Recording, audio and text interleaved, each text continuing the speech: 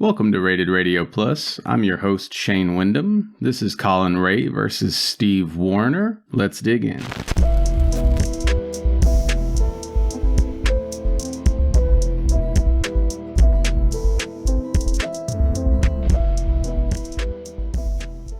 We're going to start here with Steve Wariner. The album I got at random was Life's Highway from 1985. Out of the 10 tracks, I thought 8 were great. My bottom track was Starting Over Again, and my top track was You Can Dream of Me. The music makes me feel like I'm on the greener side of the country tracks. This disc epitomizes that gentle 80s honky-tonk country, and mostly that's a major compliment. The band backing Wariner is competent as all hell, with the keyboardist and guitarist shining all over the place, sometimes even in the middle of verses and choruses. Steve's voice is a soothing dance across knee-deep river water. The lyrics aren't always much more than generic. The last few tracks are a little dull in the ears of this listener, and there are hints of misogyny on par with what you find in the film Urban Cowboy, present in tracks like She's Crazy for Leaving. But I got more mileage out of this spin than I expected, considering this sort of country usually hits me as played out. And there's not much here in terms of what I'd think of as his biggest hits.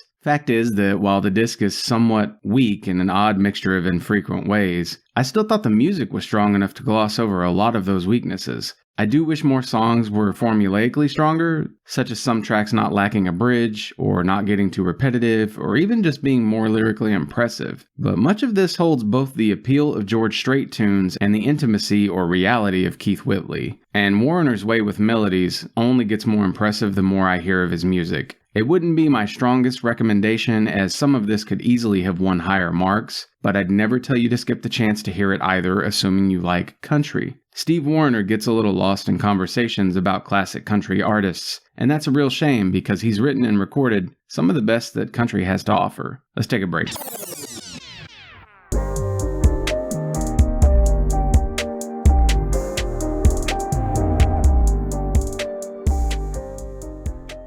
The TikTok Billboard hit I listened to this time around was a song called Hold On by Glorilla. Pretty sure I'll never tire of hearing more women in the rap genre, since they seemed ever more prominent there as I was growing up in the 90s, but then took an undeserved back seat for roughly 20 years. Additionally, I like Glorilla's voice and delivery. Those things having been said, I'm not a fan of this song. The chorus is a sample with a bitrate so low it sounds choppy, and the chosen snippet isn't great to begin with. The song actually starts with the chorus, then goes on to let it play 3 additional times throughout. The instrumental doesn't change at any point. Verse, chorus, bridge, it's all the same sound. And while the track's only a few minutes long, I was tired of the foundational sound after about 10 seconds. Glow's voice pulls me back into the listen in a good way at times, but the actual words are hollow bits of nothing, so even the voice barely kept me engaged. 3 out of 10 stars from me. Now, let's go talk about Collin Raye.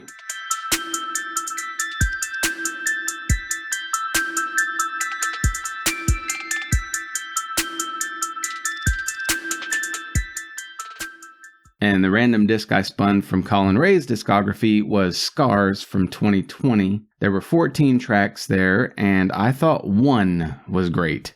My bottom track was Dancing Alone in the Street, and my top track was the title track Scars. The music makes me feel like I'm watching aged actors in a new entry to a long-dead film series, like 48 Hours, for example. I've been struggling with how to write this review and not sound like an outright hater, because the hard truth is that I've enjoyed the majority of what I've heard of Collin Raye's early work, and I simply don't get much of any joy from the album in question here. It's a tough one to make sense of too, because so much is executed well. We're talking solid, if routinely plastic production, melodic variation, bonus instrumental overlays, a range of musical styles, guitar solos, nothing close to being too repetitive, and some quasi-unique lyrical themes at times. But something about Collin's voice in most of this setting, which is like Barry Manilow and Air Supply's music played in a lounge setting with country vocals, just does not work for me. Throw in the occasionally overcheesed lyrics, and yeah, I actively find much of this off-putting in spite of how much care and skill went into large swaths of the production. On the whole, it's what I imagine an all-white, all-elderly cruise ship would be blaring. And I'm just not the target audience, despite being white, with a country family, and a co-host who typically refers to me as an old man. This strikes me as the yang to the worst of the current generation's musical ying. It's both upsetting to me that I'm not vibing to an artist I'm used to liking, and that the tracks I find only decently enjoyable stand to get high marks because of the way said tracks are strong at ticking my strength boxes.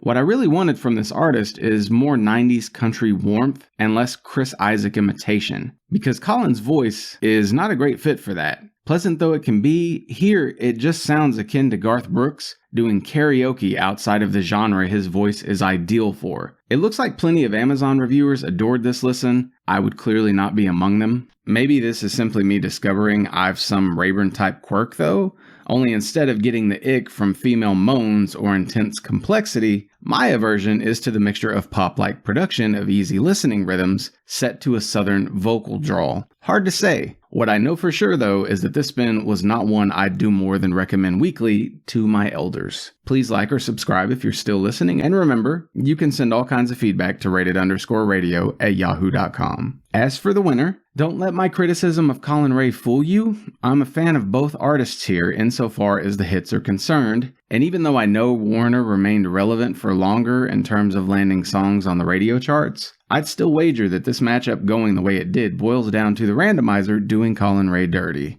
Nonetheless, Steve Wariner cleaned house in this fight. Someday, I'll probably try framing Collin Raye in the best lighting on some sort of deep dive into his discography, something I'd happily do since I honestly dig his hit era in a big way. That day is not today, however, so Steve Wariner takes the cake. Anyway, that's going to do it for now. Catch the main show every Friday at 9 a.m., and I'll be back with more Rated Radio Plus in 2 weeks. Plenty of time to fill your world with music.